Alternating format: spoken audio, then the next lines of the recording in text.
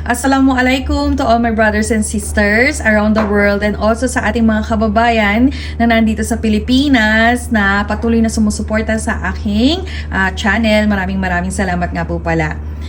So for today's video is all about doon sa conference ni BP Sara kanina.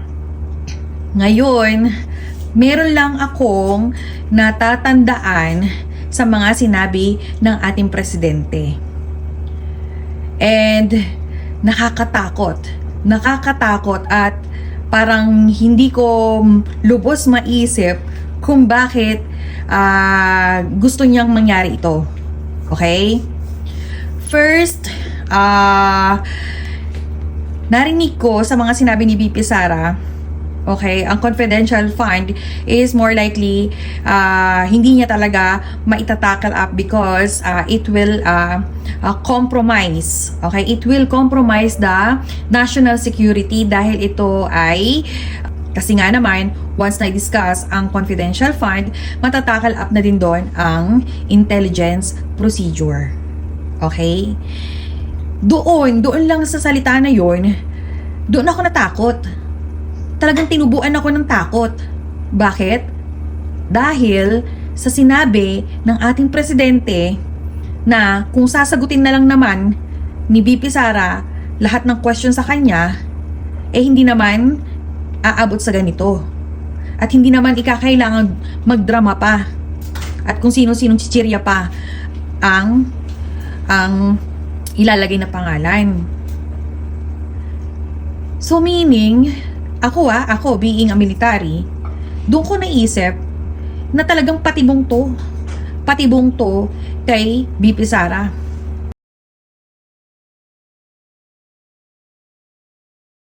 Kagipitan, kailangan na talagang magsalita ni BP Sara. Kaya lang isinasaalang-alang ng ating BP Sara ang seguridad ng buong Pilipinas. Kung lilimi-limiin mo ang bawat words na lumalabas dito sa ating presidente, malinaw na sinabi niya na kailangan sumagot ang ating BP Sara sa mga question sa kanya. Pero siya as being presidente, alam niya na kapag sumagot ang ating BP Sara, it will compromise our national security.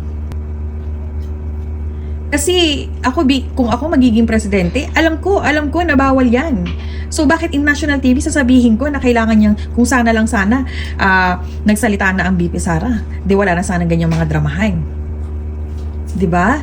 Kung ikaw presidente, hindi mo kailangan sabihin yun dahil alam mo magiging epekto nun sa national security. Ibig bang sabihin nito, meron kang pinaplano na ka-alliance mo itong mga makakaliwa? Well, ito sa isip ko lang. Kasi as a president, sabi mo nga alam mo lahat. Pero bakit pinipilit mo ngayon si BP Sara na magsalita na din? So meaning, ang gusto mo doon is magurgur itong mga tao na to sa Intel. 'Di ba?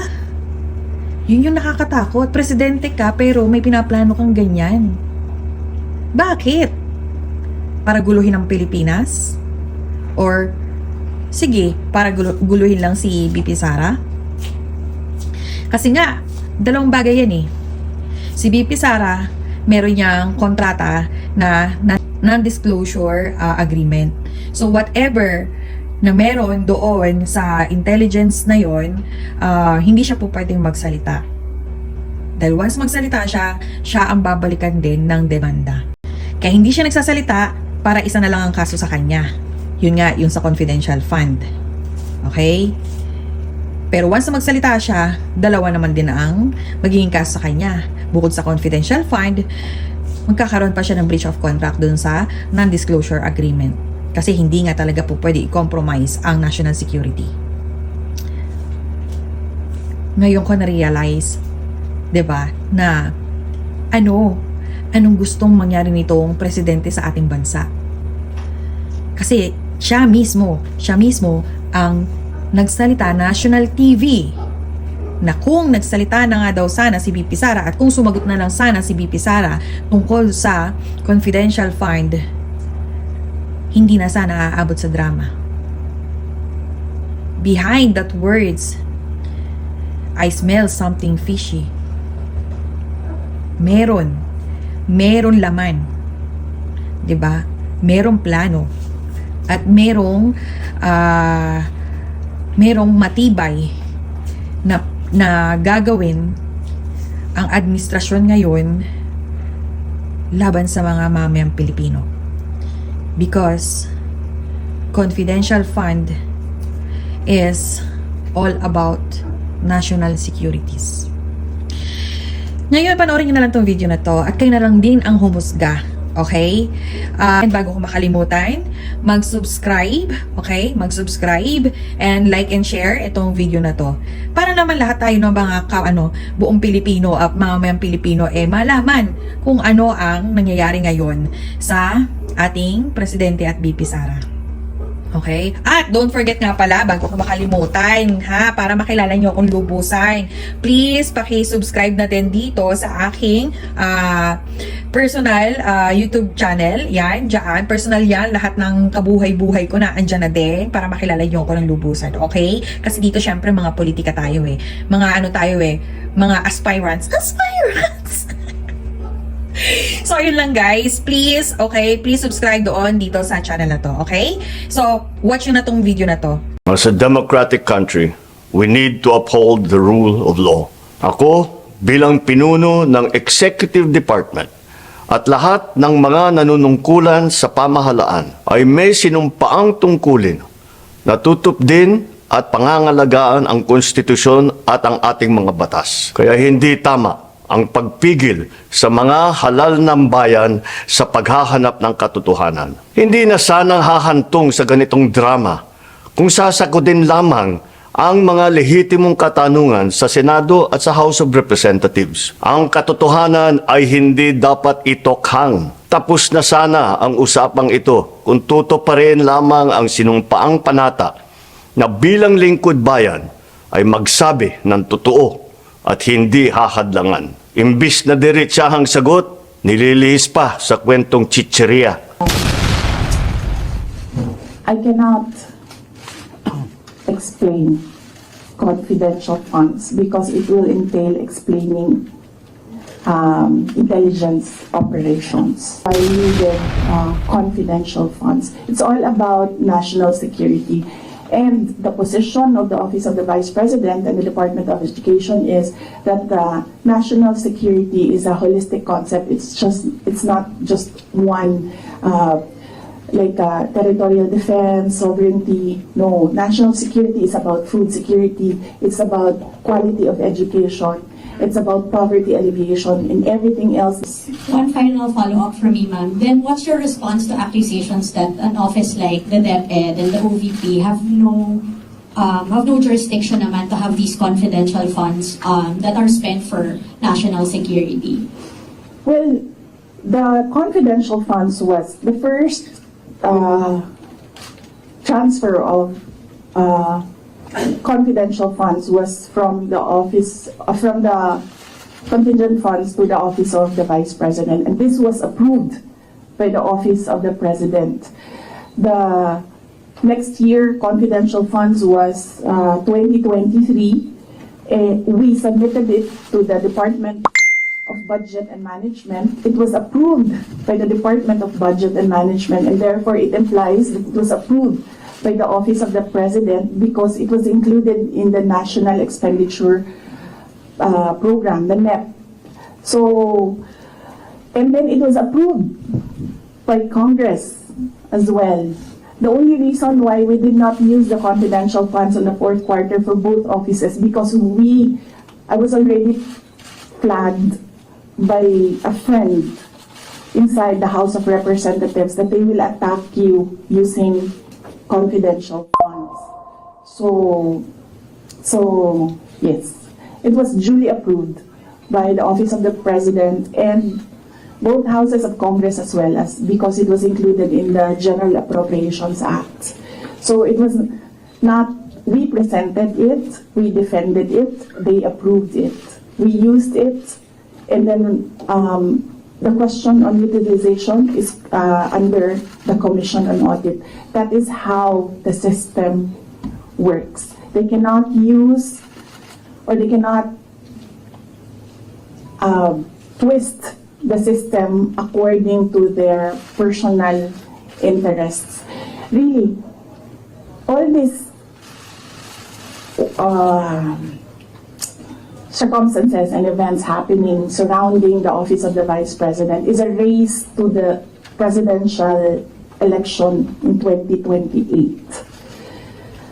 Unfortunately, they are attacking the office as well. So, dyan ako medyo, and the personnel of the office of the Vice President. So, dyan ako medyo pumapalag. Wala namang problema kung atakihin ninyo ako kasi politiko naman talaga ako. Pero may problema ako pag inatake yung opisina at yung mga kasamahan ko dito sa opisina ng pangalawang Pangulo na nagtatrabaho lang. Next question, Rodrigo. Al Jazeera. Yeah, good afternoon, Madam. Good afternoon, Madam Vice President. I'm just going to pick up on Mara's line of questioning. You said, and I understand your explanation about these confidential funds haven't been approved by several layers in the government. But maybe just to go back to the basics, if you can explain to ordinary Filipinos why the Office of the Vice President needs confidential and intelligence funds. Okay. Yes. For the Office of the Vice President, it's not the first time that the office has granted confidential funds. During the time of Vice President Binay, the office was already given confidential funds. The confidential funds we use in relation to our work and national security. All the projects and the programs of the Office of the Vice President target poverty alleviation. There is a direct correlation between poverty and national security. So what we do is we want to target the areas where we put our projects so that we achieve peace and order, security. So we don't want to our projects put in areas where it is not needed for poverty alleviation. So we want to prioritize the areas. And the only way to do that is to use confidential funds to purchase information. So where are the target areas? We need that so that our projects will serve these areas. So that's why we needed the confidential funds. In the Department of Education, there is a correlation as well of the education and national security. In fact, that is one of there is a correlation as well of education and national security. There are so many threats to education, not just insurgency, and threats to Department of Education personnel and students as well. And we wanted to target projects of the Department of Education as well in the most vulnerable areas and schools. That is why we needed confidential funds. It's all about national security.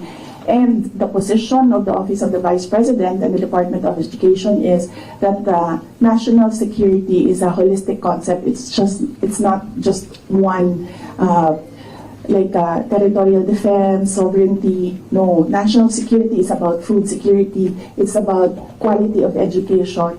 It's about poverty alleviation and everything else that we need to do as a country to get us out of this poverty rut.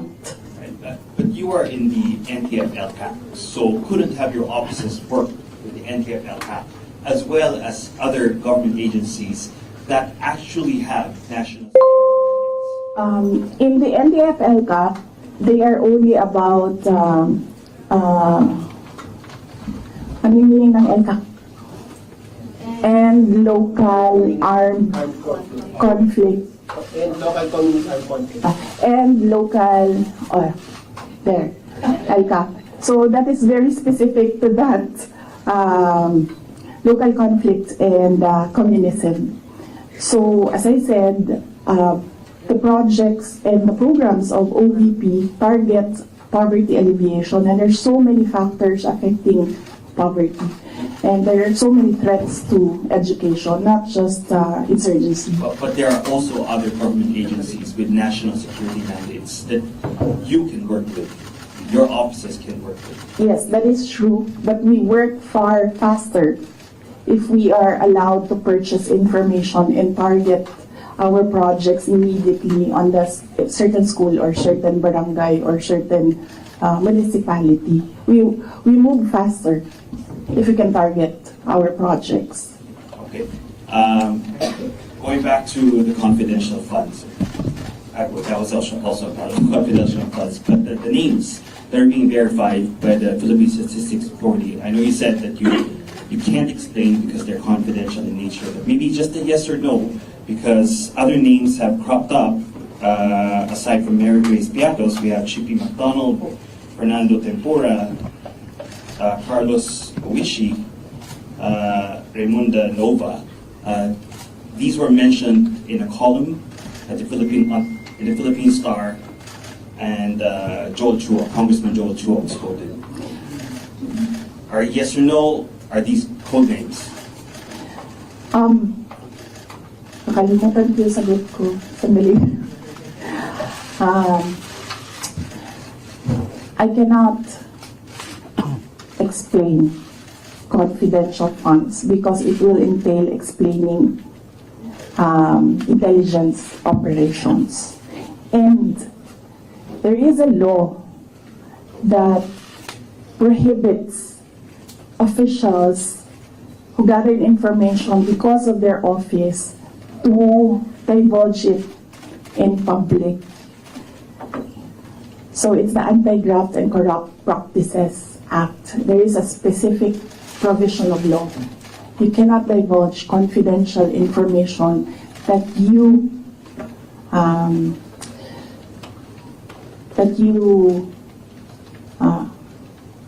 received while in office.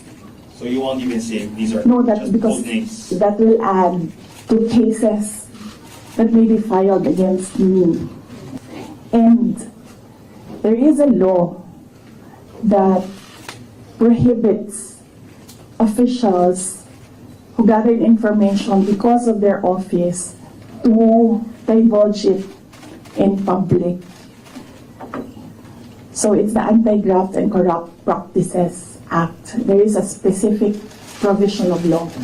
You cannot divulge confidential information that you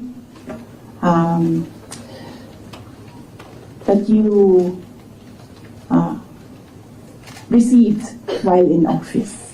So you won't even say these are No, that just because code names. that will add to cases that may be filed against me. One last, sorry. Yes. Why the choice of a letter submitted to the NBI instead of an affidavit? Wait, hold on. I can answer. I can give you a very short answer with regard to ARs. I had nothing to do with the preparation of ARs. It went down to the grassroots level. So I had nothing to do with preparations of ARs. I was up here in the structure and money went down for information. So you have no knowledge why all these names were used in the acknowledgement receipts? In the first place, we do not even know if these are ARs which came from DepEd or OVP to COA, because there's a chain of evidence supposedly. In law, there's a chain of evidence, handling of evidence. So right now, nobody can really answer that because nobody knows if these ARs are true. Because we don't know if it came from us. That's what they're saying. That's what they're alleging. Yes, that's what they're saying. Came from the OVP, submitted to COA. Yes, but there is a legal process in the custody of evidence. So right now, we really cannot say if the ARs came from us, because the ARs that are with us has not been checked with the ARs that are with them. You're denying that the ARs came. No, I'm just saying that we do not even know if the ARs with us are the ARs that are with them, because the ARs from the field, going to the office, going to COA, that's not how you do legal work. It's not how you do legal work. There's a very stringent process in evidence. That is why even if there is no law prohibiting a person from divulging confidential information, person cannot answer that, because we do not know if that paper that they're holding was a paper that came from the OVP and DepEd, because there was no marking of exhibits. That was what I was telling Congressman Chua. You cannot ask the OVP personnel to say yes or no to an exhibit that was not marked as real and true, as correct, and as a faithful reproduction of the evidence of the office. So would your offices then be willing to certify it? No, because there is no question about that from the Commission on Audit. It's only a congressman saying that this paper, and asking what is this paper about. There is no case, and that is to ask that about the paper is the sole jurisdiction of the Commission on Audit. Okay. So then if the Commission on Audit asks, That is what I was saying. We have been fully cooperative with the Commission on Audit. Everything that they asked for, we submitted. That is why there was a partial disallowance only. And even then, we are not yet finished with the process, because we can still submit documents that are required by the Commission on Audit. That is the problem right now. As I said, they are doing work that they are not that is not under the mandate of the House of Representatives. They cannot audit. They cannot question at all. They cannot make me answer and say that we represent the taxpayers and you have to answer. No, I will only answer to the Commission on Audit, because that is the body who can ask us questions about the fund use. Next question. Cut to me to ABS-CBN. Good afternoon, ma'am. Ma'am, on the issue of your budget not being reinstated or restored, your reaction first on the decision of the bicameral conference committee. Well, we do not expect anything about the budget of the Office of the Vice President anymore. As I said,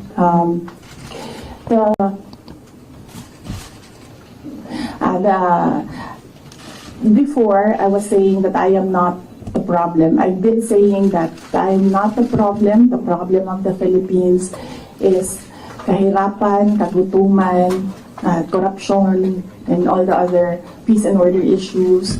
But it is clear right now that they consider me as the problem already. So I will not help them.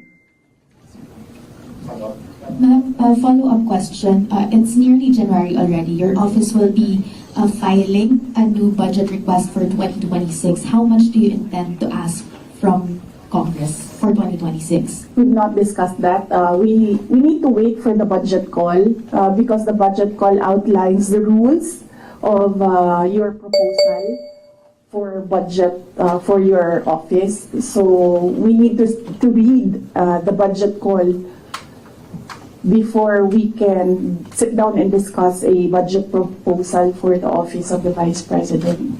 Ma'am, at top of mind, are you still considering to hike the 733 million, or will you be happy operating at the same expenses in 2026? I cannot answer that because there are rules.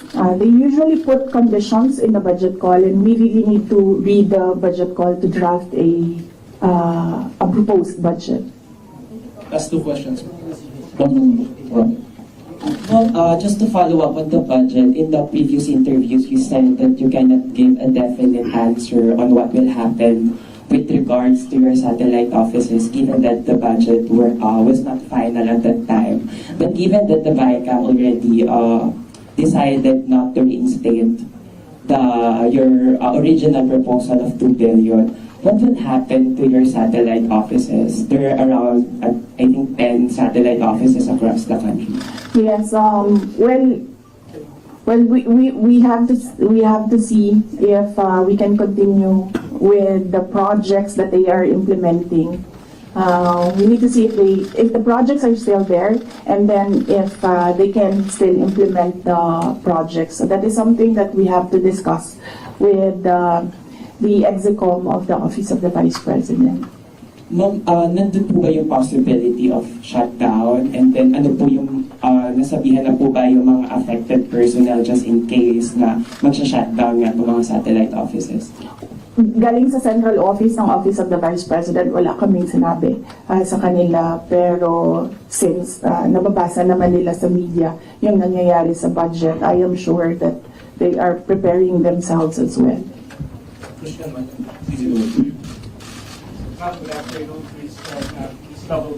Ma'am, it was mentioned before na po out in Filipino at papalitan. Meron na po bang update dito? Tsaka sumulat po ba kayo sa AFP regarding this? Yes, wala pang update doon sa pull-out and replacement. Nag-aantay kami sa Armed Forces of the Philippines kung kailan nila gagawin yon.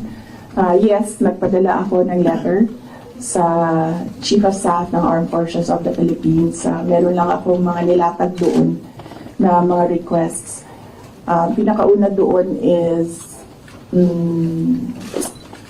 hindi na kami tatanggap, hindi na ako tatanggap ng replacements.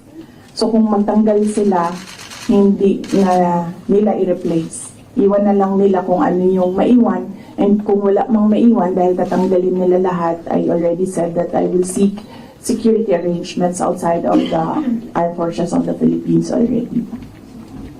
Parang meron na naman mag-outsource naman kayo. I mean, kasi normally naman, di ba, pag Vice President, may naka-designate dyan from the AFP, from the PNP. So, dahil nga, yun nga, may pull-out. And so, ang plano nyo para mag-outsource na lang kayo. Yes, we are exploring private security services. Yes. So, my husband. Huh? Would that be construed as a private? No, because there are professional security services. So that's not considered as a private army. And I do not know if these individuals are allowed to bring guns. So that makes them less of an army, ma'am, kung wala silang, but hindi ko alam yung sa professional security services. But that is one option that we are preparing for in case there is a pull out of the entire security detail from the Armed Forces of the Philippines. Initially, I asked my husband, and then he said that he'll make arrangements. Out of pocket, huh? How much are you estimating for that? Well, wala pa kaming we have not requested for proposals yet from service providers.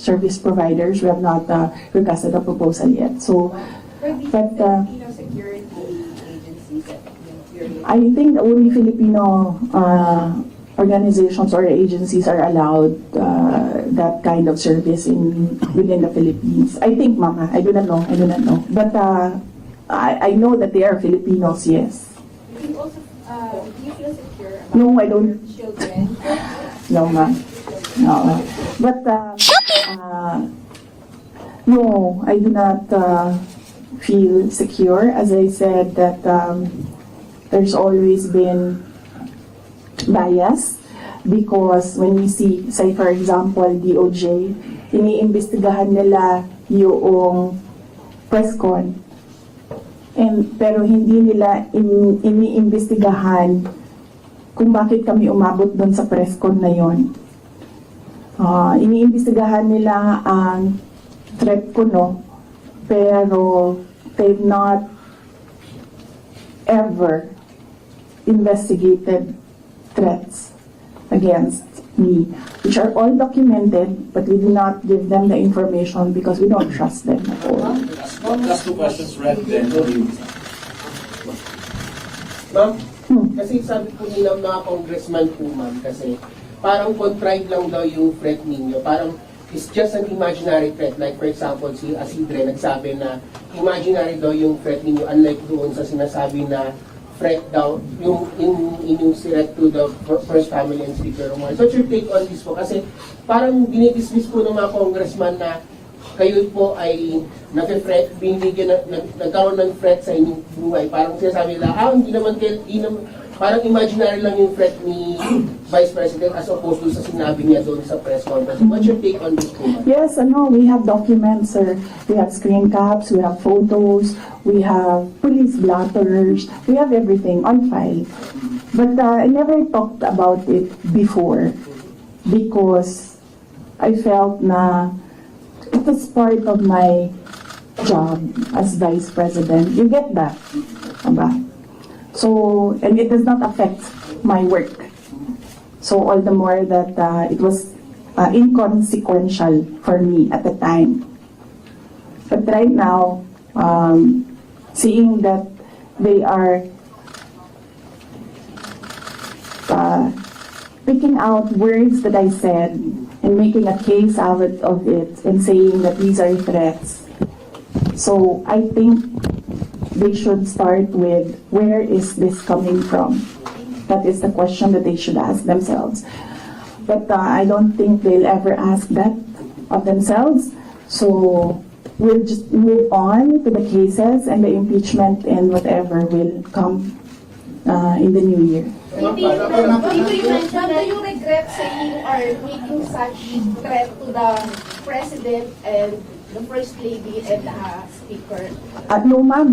Buti na yung alam nila, ma'am, na pag namatay ako, hindi talaga ako, I will not die in vain. CP, you mentioned the 2028 presidential elections that all of the attacks of the Marcos government to you now is all connected to 2028. The last time, the sitting vice president, a very popular sitting vice president, was investigated for corruption allegations and refused to respond in the public forum. Natalo po siya sa elections, and I'm referring to former Vice President Jeldo Marbinay. Ma'am, are you concerned that your enemies would be able to turn public opinion against you and it will hurt any potential plans of you running for president? You're leading surveys as early as now. I've not seen the recent surveys, but yes, that is what they are trying to do, turn public opinion, and that is the strategy.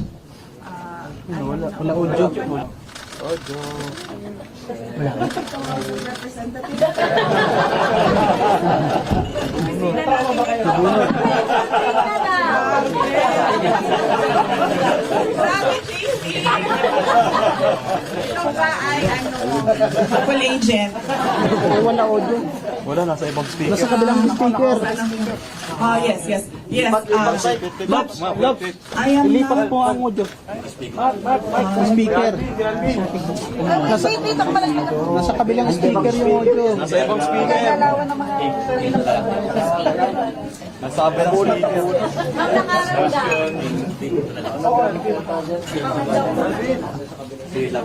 speaker. Lapit po ano. Wala ka na naglipat. Ayan na. Wala pa rin. Lipat na mic. Lipat nyo na lang. Wireless na. Nag-hider ba yan na? Ayan na. Yes. But yes.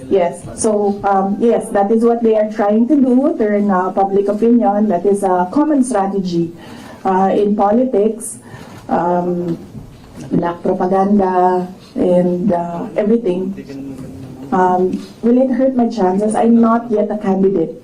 So right now, I am just the Vice President of the Republic of the Philippines and working for the country. So I am not yet a candidate, so I do not know if this will affect me. Maybe my decision in 2026 will consider what is happening right now, but I cannot really say with finality what will be the considerations for me to decide to run for president. As I said, just give me the last quarter of 2026. I think that is the best time for any presidential candidate to decide to run. Ma'am, pero do you think po, ma'am, kasi ito lumalabas yung keyword ngayon, we need